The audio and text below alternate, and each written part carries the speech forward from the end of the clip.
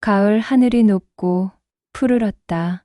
이도현은 국화꽃 한 다발을 들고 산길을 오르고 있었다.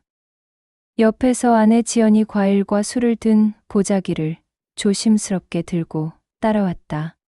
뒤에서는 동생 민수가 묵묵히 발걸음을 맞추고 있었다. 아버지 이정호가 세상을 떠난 지 정확히 1년이 되는 날이었다. 아버지, 저희 왔습니다. 도현이 무덤 앞에 무릎을 꿇고 인사를 올렸다. 지연과 민수도 나란히 절을 했다. 고요한 산 중턱, 바람만이 솔솔 불어왔다. 평소 같았다면 조용하고 숙연한 분위기가 이어졌을 것이다. 그런데 오늘은 달랐다. 바람아, 왜 그러니? 풍산개 바람이가 계속 안절부절 못하고 있었다. 평소에는 무덤 앞에서 얌전히 앉아있곤 했는데 오늘은 이상했다. 코를 킁킁거리며 무덤 주변을 돌아다니다가 갑자기 앞발로 땅을 긁기 시작했다. 바람아, 그러면 안 돼. 지연이 다급히 말렸다. 하지만 바람이는 듣지 않았다. 점점 더 격렬하게 땅을 파헤치기 시작했다. 마치 미친 듯이 앞발로 흙을 퍼내는 모습에 세 사람 모두 당황했다. 이상해, 정말 이상해. 민수가 중얼거렸다. 바람이가 원래 이런 애가 아닌데. 도현도 고개를 끄덕였다. 바람이는 아버지가 살아계실 때부터 기른 개였다. 온순하고 차분한 성격으로 아버지와의 교감이 특히 깊었던 개였다. 그런 바람이가 아버지의 무덤 앞에서 이렇게 난리를 치다니. 혹시 도현의 머릿속에 이상한 생각이 떠올랐다. 의사로서 오랫동안 일하면서 터득한 직감이었다. 동물들은 사람보다 훨씬 예민한 감각을 가지고 있다. 특히 후각은 비교할 수 없을 정도로 발달해 있다. 만약 바람이가 무언가를 느끼고 있다면? 형, 설마 뭔가 있는 건 아니겠지? 민수가 조심스럽게 물었다. 모르겠어. 하지만 도현은 바람이를 자세히 관찰했다. 걔는 여전히 필사적으로 땅을 파고 있었다. 발톱에서 피까지 났는데도 멈추지 않았다. 이건 단순한 이상 행동이 아니었다. 분명히 무언가를 감지한 것 같았다. 아버지가 생전에 말씀하셨잖아. 바람이는 보통 개가 아니라고. 정호는 항상 바람이를 특별하게 여겼다. 이 개는 남다른 영감이 있어. 사람이 모르는 걸 안다. 라고 자주 말씀하곤 했다. 처음에는 그냥 애완동물에 대한 애정 표현으로만 생각했는데 지금 보니 다른 의미일 수도 있겠다는 생각이 들었다. 도연아, 진짜 파보는 거야? 지연이 걱정스러운 표정으로 물었다. 도연은 잠시 망설였다. 아버지의 무덤을 파헤친다는 것은 쉬운 결정이 아니었다. 하지만 바람이의 행동이 너무도 이상했다. 마치 무언가를 알고 있다는 듯이. 형, 이건 그냥 넘어갈 일이 아니야. 바람이가 이렇게 하는 데는 이유가 있을 거야. 민수와 지연도 결국 고개를 끄덕였다. 세 사람은 근처에서 삽을 구해왔다. 마음은 무거웠지만 바람이의 본능적인 경고를 무시할 수는 없었다. 삽질을 시작하자 바람이는 조금 진정되었다. 하지만 여전히 무덤 주변을 맴돌며 킁킁거렸다. 마치 빨리, 더 빨리라고 재촉하는 것 같았다. 1시간 정도 파자 관이 보이기 시작했다. 그런데 이상한 점이 있었다. 저거 뭐야? 지연이 가리킨 곳을 보니 관 옆에 낯선 물체가 있었다. 분명 아버지 장례 때는 없던 것이었다. 도연이 조심스럽게 흙을 걷어내자 작은 상자 하나가 드러났다. 유골함이었다. 이게 뭐지? 상자에는 명패가 붙어 있었다. 거기에는 이렇게 적혀 있었다. 한유나, 2000년생. 도현은 떨리는 손으로 유골함을 들어 올렸다. 작은 나무 상자였지만 무게가 상당했다. 아니, 실제 무게보다 마음의 무게가 더 컸을 것이다. 나, 지연이 명패를 들여다보며 중얼거렸다. 이 이름 어디서 들어본 것 같은데. 민수가 핸드폰으로 사진을 찍으며 말했다. 2000년생이면 이제 25살이겠네. 그런데 여기 왜 있는 거지? 세 사람은 유골함을 조심스럽게 집으로 가져왔다. 바람이는 이제 한결 차분해져서 꼬리를 살랑살랑 흔들며 따라왔다. 마치 임무를 완수한 듯한 표정이었다. 집에 도착해서도 아무도 쉽게 말을 꺼내지 못했다. 누군가의 유골이 아버지 무덤에 몰래 묻혀 있었다는 사실이 충격적이었다. 일단 경찰에 신고해야 하는 거 아니야? 민수가 조심스럽게 제안했다. 그 전에 좀 더 알아보자. 도현이 말했다. 한유나가 누군지, 왜 아버지 무덤에 있었는지. 그때 집 앞에서 누군가 문을 두드리는 소리가 들렸다. 지연이 현관으로 나가보니 이웃에 사는 한은영이 서 있었다. 평소 밝고 활기찼던 모습과는 전혀 달랐다. 얼굴은 헬쑥하고 눈은 빨갛게 부어 있었다. 은영 씨, 무슨 일이세요? 은영은 대답하지 못하고 그저 고개만 숙이고 있었다. 지연이 집 안으로 모시고 들어오자 은영은 거실 바닥에 주저앉아 울기 시작했다. 죄송합니다. 정말 죄송합니다. 무슨 말씀이세요? 갑자기 왜 이러세요? 은영은 유골함을 보더니 더욱 큰 소리로 울기 시작했다. 도현과 민수도 놀라서 달려왔다. 혹시 도현이 조심스럽게 물었다. 한유나와 관련이 있으세요? 은영이 고개를 끄덕였다. 그리고 마침내 입을 열었다. 유나는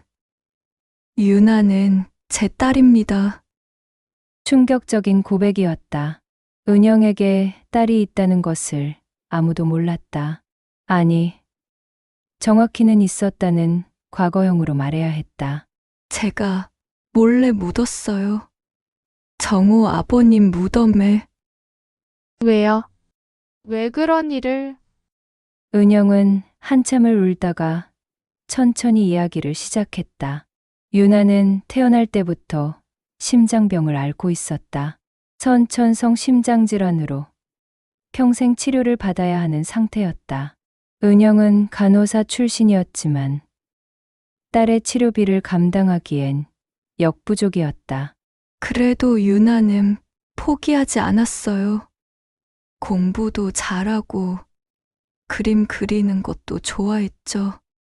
겨우겨우 대학에 보냈는데 유나는 미술을 전공하며 꿈을 키워가고 있었다. 비록 몸은 아팠지만 밝고 희망적인 아이였다. 은영도 딸을 위해 열심히 일하며 치료비를 모았다. 하지만 대학교 2학년 봄, 유나의 상태가 급격히 악화되었다. 더 이상 미룰 수 없는 대수술이 필요했다. 수술비만 수천만 원이 들어가는 상황이었다. 그때 정호 아버님이 도와주셨어요. 걱정하지 말라. 내가 다 해결해 주겠다고 하시면서. 정호는 은영과 유나를 친딸처럼 챙겨주었다. 특히 유나에게는 각별한 애정을 보였다. 너는 내 손녀나 다름없다며 항상 격려해 주었다. 그런데 은영의 목소리가 떨렸다. 수술을 받던 중에 갑자기 쓰러져서. 유나는 22살의 나이에 세상을 떠났다. 수술이 성공적으로 끝나는 듯 했지만 예상치 못한 합병증으로 의식을 잃고 그대로 눈을 감았다. 장례비조차 없었어요. 정호 아버님이 모든 걸 도와주셨는데 막상 장례를 치르려니 마음이. 은영은 딸의 장례를 치른 후에도 마음의 평안을 찾지 못했다. 유나의 유골함을 집에 두고 있기엔 너무 외로웠고 공동묘지에 모시기엔 돈이 부족했다. 그때 아버님이 말씀하신 게 생각났어요. 은영아, 유나야, 너희들은 내 가족이나 다름없다. 언제든 나와 함께 있어도 된다고. 은영은 그 말씀을 문자 그대로 받아들였다. 어느 새벽 몰래 정우의 무덤을 찾아가 누나의 유골함을 묻었던 것이다. 아버님이 외롭지 않으시도록, 유나도 외롭지 않도록 그런 마음이었어요. 도현과 지연, 민수는 말을 잇지 못했다. 은영의 절박했던 심정이 이해되면서도 한편으로는 당황스러웠다. 그런데 민수가 조심스럽게 물었다. 아버지는 이 사실을 알고 계셨나요? 은영이 고개를 끄덕였다. 그리고 더 충격적인 말을 했다. 돌아가시기 전에 저에게 말씀하셨어요. 은영아, 내가 먼저 가거든 유나를 내 옆에 데려와라. 그 아이도 내 가족이니까. 도현은 복잡한 심정이었다. 아버지가 직접 허락하셨다면 불법이라고 할 수도 없는 일이었지만 여전히 석연치 않은 부분들이 있었다. 은영의 마지막 말에 거실이 조용해졌다. 민수가 먼저 입을 열었다. 은영 씨, 유나가 정확히 언제 세상을 떠났나요? 작년 여름이었어요. 7월 말쯤. 그럼 아버지가 돌아가신 건 그 이후군요. 민수의 표정이 심각해졌다. 혹시 유나의 죽음과 아버지의 죽음 사이에 무슨 일이 있었던 건 아닐까요? 도현이 놀라서 동생을 쳐다봤다. 무슨 소리야? 아버지는 심장마비로. 형, 잠깐만. 은영 씨에게 좀 더 자세히 물어보자. 민수는 기자 특유의 예리함으로 상황을 파악하고 있었다. 뭔가 숨겨진 진실이 더 있을 것 같았다. 은영 씨, 유나가 수술 받았던 병원이 어디예요?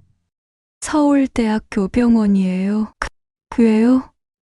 그리고 수술비는 어떻게 마련하셨나요? 아까 정우 아버지가 도와주셨다고 하셨는데. 은영의 얼굴이 어두워졌다. 그게 잠시 망설이던 은영이 천천히 입을 열었다. 정우 아버님 혼자서는 어려우셨어요. 그래서 어떤 후원 단체의 도움을 받기로 했죠. 후원 단체요? 희망나눔이라는 곳이었어요. 어려운 환자들을 위해 치료비를 지원해 준다고 하더라고요. 민수의 눈빛이 날카로워졌다. 희망나눔. 최근에 어디서 들어본 이름이었다. 혹시 그 단체에서 특별한 조건을 제시하지 않았나요? 조건이요? 예를 들어, 특정 치료법을 사용한다든지, 실험적인 시술에 동의한다든지. 은영의 얼굴이 창백해졌다. 어떻게 아세요? 민수는 심호흡을 했다. 역시 그랬다. 희망나눔은 최근 그가 추적하고 있던 의료 사기 단체 중 하나였다. 은영 씨, 제가 기자라서 이런 단체들을 취재하고 있거든요. 희망 나눔은 겉으로는 환자를 돕는 척하지만 실제로는 병원과 결탁해서 불필요한 치료나 실험적 시술을 강요하는 곳이에요. 그럴 리가 없어요. 은영이 강하게 부인했지만 그녀의 떨리는 목소리에서 불안감이 묻어났다. 유나의 경우는 어땠나요? 원래 계획했던 수술과 실제로 받은 수술이 같았나요? 그게 은영이 입술을 깨물었다. 처음에는 일반적인 심장 수술이라고 했는데 수술 직전에 갑자기 새로운 치료법을 제안하더라고요. 더 효과가 좋다면서. 도현이 의사로서의 직감으로 물었다. 어떤 치료법이었나요? 인공심장 이식이요. 아직 실험 단계라고는 했지만 성공하면 완치될 수 있다고 했어요. 실험 단계의 인공심장 이식? 도연의 표정이 굳어졌다. 그건 너무 위험한 시술이에요. 특히 유나처럼 이미 약해진 상태에서는. 그래서 정우 아버님이 반대하셨어요. 은영이 갑자기 소리쳤다. 처음에는 찬성하셨는데 나중에 갑자기 안 된다고 위험하다고 하시면서 민수와 도연이 시선을 교환했다. 뭔가 중요한 단서를 찾은 것 같았다. 그래서 어떻게 하셨나요? 저는 마지막 기회라고 생각했어요. 유나도 해보고 싶다고 했고요. 그래서 아버님 몰래 아버지 몰래 수술을 받으셨다고요? 은영이 고개를 끄덕였다. 그리고 더 충격적인 사실을 털어놓았다. 수술 당일 아침 정우 아버님이 병원에 나타나셨어요. 화가 많이 나신 상태로요. 희망 나눔 사람들과 큰 소리로 말다툼을 하시더라고요. 무슨 얘기를 하셨나요? 정확히는 못 들었지만 내가 가만 안 둔다. 이런 식으로 아이들을 속이면 안 된다는 말씀을 하신 것 같아요. 민수의 내리에 번개가 친 듯했다. 그럼 아버지가 희망 나눔의 정체를 알고 계셨던 거네요. 그런 것 같아요. 그런데 그날 오후에 은영의 목소리가 더욱 작아졌다. 유나가 수술 도중 갑자기 쓰러져서 그리고 정우 아버님도 그 소식을 들으신 후 갑자기 쓰러지셨어요. 거실이 다시 정적에 휩싸였다. 도연은 아버지의 죽음이 단순한 심장마비가 아닐 수도 있다는 끔찍한 가능성을 생각하고 있었다. 은영 씨, 민수가 조심스럽게 물었다. 혹시 아버지가 쓰러지시기 전에 누군가와 만나신 적은 없나요? 희망 나눔 사람들이라든지. 은영이 두려운 표정으로 고개를 끄덕였다. 네. 유나가 세상을 떠난 다음 날 희망 나눔에서 사람들이 찾아왔어요. 정우 아버님과 뭔가 이야기를 나누더니 그 다음 날 아침에 아버님이 더 이상 말을 이어가지 못하는 은영을 보며 세 사람은 끔찍한 진실의 윤곽을 깨닫기 시작했다. 다음 날 아침, 민수는 일찍부터 컴퓨터 앞에 앉아 있었다. 밤새 잠을 이루지 못했던 그는 희망 나눔에 대한 자료를 수집하고 있었다. 형, 이거 봐. 도현이 다가오자 민수는 화면을 가리켰다. 희망 나눔 관련 뉴스 기사들이 쭉 나열되어 있었다. 작년부터 이미 몇 건의 고발이 접수됐어. 환자 동의 없는 실험적 치료 강요, 허위 진료비 청구, 병원과의 불법 유착 같은 혐의들이야. 도현이 기사를 읽으며 얼굴이 굳어졌다. 이런 곳에서 유나를 더 심각한 건 이거야. 민수가 다른 파일을 열었다. 희망 나눔과 연관된 환자들 중에 의문사한 사람이 유나만이 아니라는 거야. 지난 1년 동안 최소 5명은 있어. 그때 지연이 전화를 받고 들어왔다. 은영 씨, 전화예요. 급한 일이 있다고 당장 와달라고 하네요. 세 사람은 서둘러 은영의 집으로 향했다. 문을 열어준 은영의 모습은 더욱 초라했다. 눈가에는 다크서클이 짙게 깔려 있고 손은 계속 떨리고 있었다. 어젯밤에 전화가 왔어요. 누구한테서요? 희망 나눔에서요. 목소리가 너무 무서웠어요. 은영은 떨리는 목소리로 어젯밤 일을 설명했다. 자정이 넘어서 모르는 번호로 전화가 왔는데 남자 목소리였다고 했다. 한은영 씨, 요즘 이상한 사람들과 이야기를 많이 하시는 모양이네요. 조심하시는 게 좋을 겁니다. 유나도 그랬거든요. 하더라고요. 도현의 얼굴이 붉어졌다. 협박이네요, 이건. 그리고 또 뭐라고 했냐면 은영이 울음을 터뜨렸다. 정우 씨도 너무 고집이 세서 일이 커진 거 아닙니까? 같은 일이 또 생기지 않으려면 조용히 지내시는 게 좋겠어요라고. 민수와 도현이 시선을 교환했다. 이제 확실해졌다. 아버지의 죽음이 우연이 아니었을 가능성이 높았다. 은영 씨, 이 모든 걸 경찰에 신고해야 해요. 민수가 단호하게 말했다. 하지만 증거가 있나요? 그 사람들이 정말로 정우 아버님을 해쳤다는. 그건 수사기관에서 밝혀낼 문제예요. 우리가 할 일은 알고 있는 모든 것을 말하는 거고요. 하지만 은영은 여전히 주저했다. 무서워요. 정말 무서워요. 유나도 잃고 정우 아버님도 잃었는데 이제 또 누구를 잃게 될지. 지연이 은영의 손을 잡았다. 혼자가 아니에요.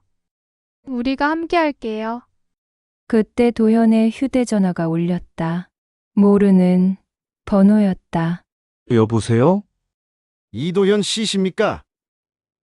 희망나눔 재단에서 연락드립니다. 도현이 스피커폰을 켰다. 차분하지만 어딘지 위협적인 남자 목소리가 들려왔다. 최근에 저희 재단과 관련해서 좋지 않은 소문들이 돌고 있는 것 같은데요. 의사로서 말씀드리고 싶은 것은 의료계에서는 신중해야 한다는 겁니다. 무슨 말씀이신지 모르겠네요. 이정호 선생님처럼 성급하게 행동하시면 안 되죠. 특히 가족들이 있으시니까요. 도현의 얼굴이 일그러졌다. 지금 협박하는 겁니까? 협박이라니요. 그냥 조언을 드리는 겁니다. 한은영 씨도 그렇고 여러분도 그렇고 모두를 위해서 조용히 지내시는 게 좋겠어요. 전화가 끊어진 후 거실이 조용해졌다. 하지만 이번에는 두려움보다는 분노가 앞섰다. 이제 확실해졌어. 민수가 이를 악물었다. 이놈들이 아버지를 죽인 거야. 도현도 마음을 굳혔다. 경찰서에 가자. 지금 당장. 하지만 증거가 증거는 찾으면 돼. 아버지 부검 기록도 다시 검토해보고 유나의 의료 기록도 확인해봐야 해. 그리고 희망 나눔의 다른 피해자들도 찾아보자. 지연이 은영을 바라보며 말했다. 은영 씨, 이제 더 이상 혼자 견딜 필요 없어요. 함께 싸워요. 은영이 고개를 끄덕였다. 눈물은 여전히 흘렀지만 이번에는 다른 의미였다.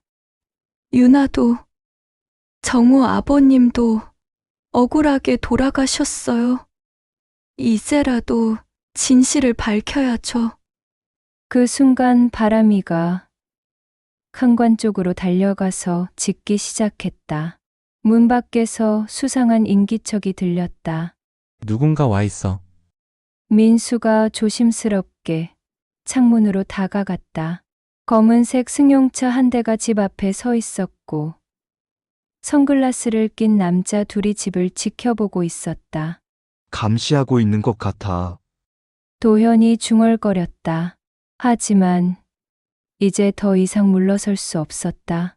아버지와 유나의 죽음에 숨겨진 진실을 반드시 밝혀내야 했다. 그것이 산 자들의 의무였다. 뒷문으로 나가자. 민수가 제안했다.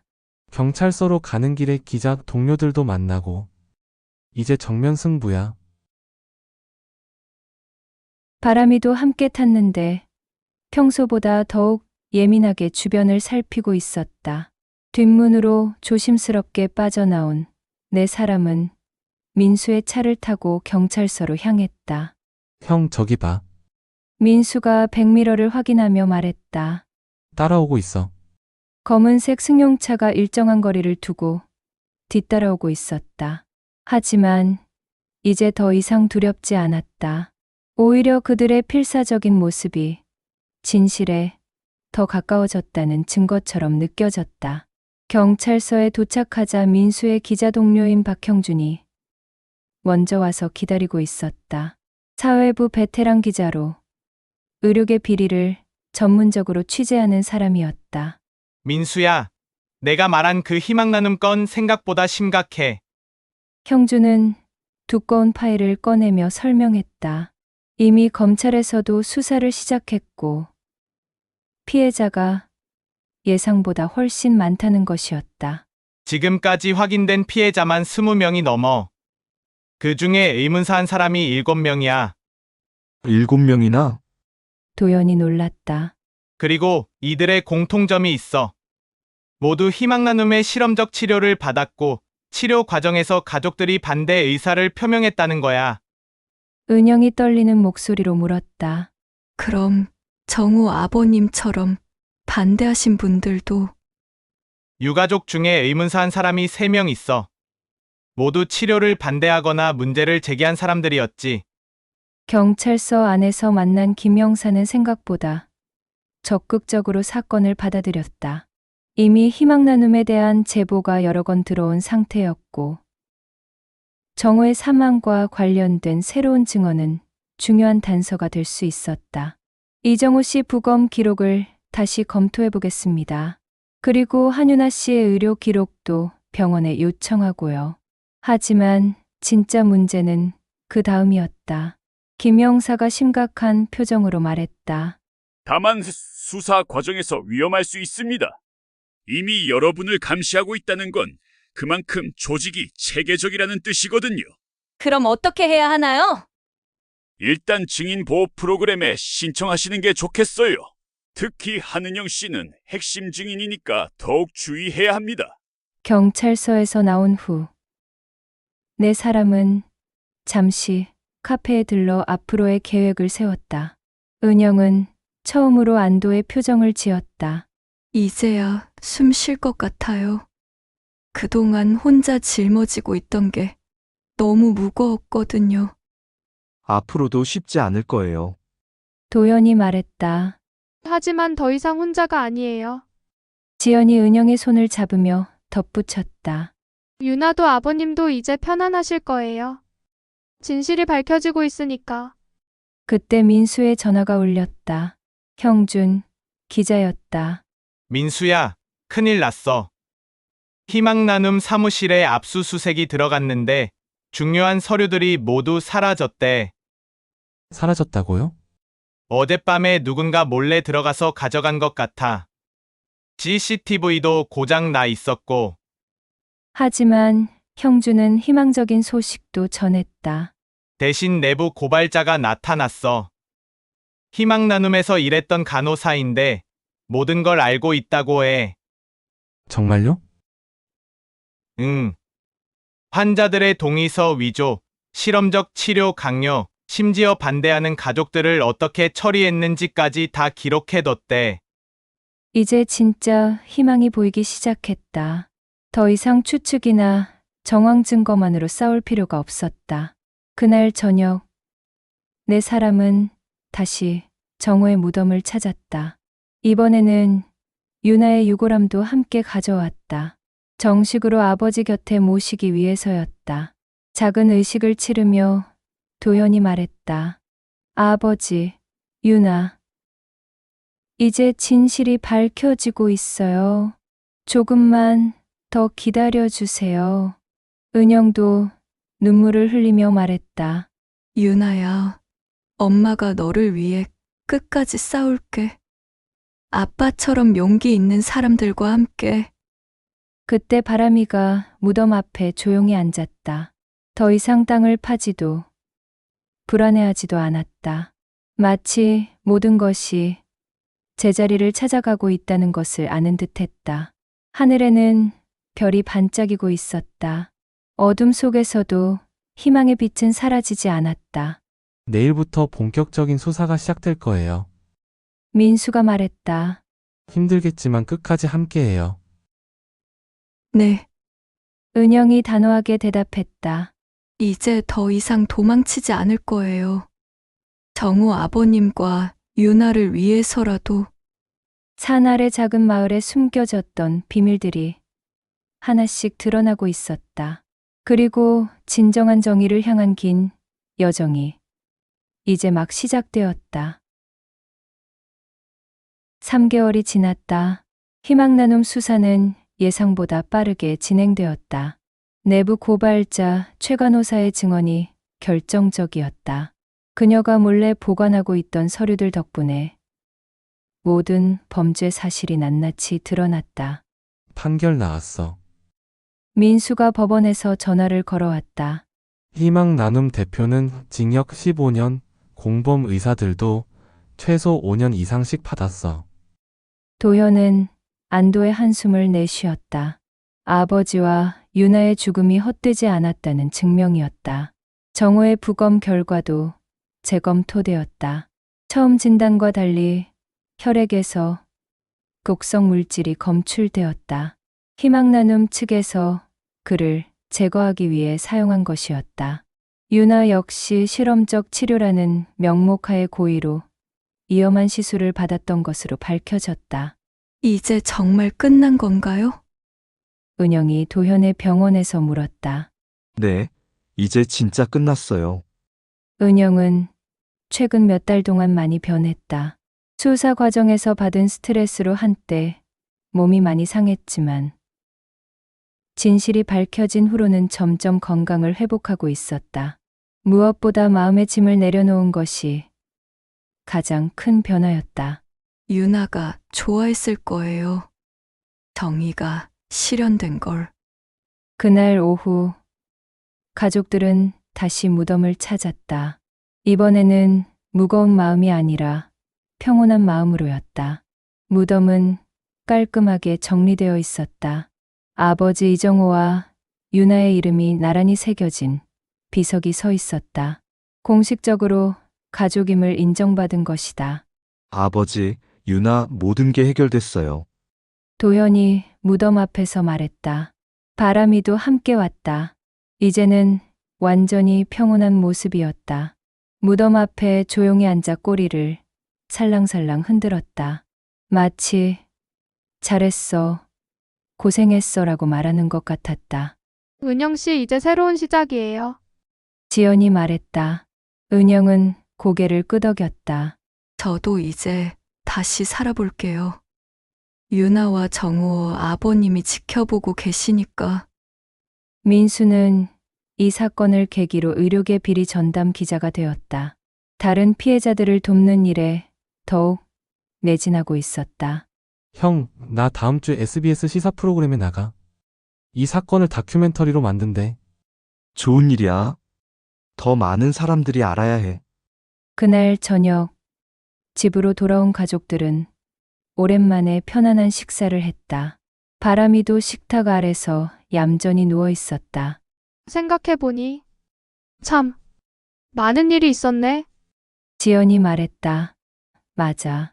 하지만 우리가 함께 헤쳐나갔잖아. 도현이 대답했다. 창밖으로 석양이 지고 있었다.